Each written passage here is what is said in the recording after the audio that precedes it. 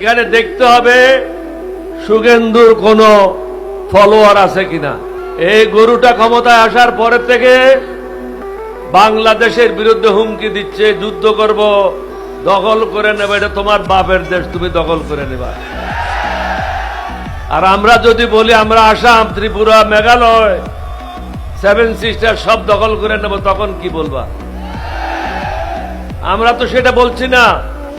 আমরা বলি যে আমাদের ঘরে আমাদেরকে শান্তিতে থাকতে দাও, তুমি তোমার ঘরে শান্তিতে থাকো, তোমার ব্যাপারে আমরা কোনো হস্তক্ষেপ করবো না, এটা তোমাদের আভ্যন্তরীণ ব্যাপার।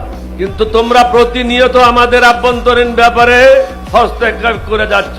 বাংলাদেশকে অশান্ত করার ব্যাপারে ভারত এখন নতুন পদক্ষেপ নিয়েছে।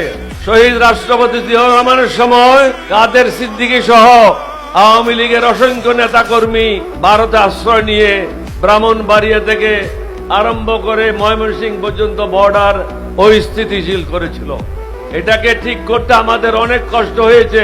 তৎকালীন ভারতের প্রধানমন্ত্রী, উনার সাথে কথা বলে, উনি খুব ভালো লোক ছিলেন, ভদ্রলোক ছিলেন, উনি এই সমস্যা নিজেই সমাধান করেছিলেন। কিন্তু এখন ভালো লোক, ভদ্রলোক ভারতে ক্ষমতায় নাই।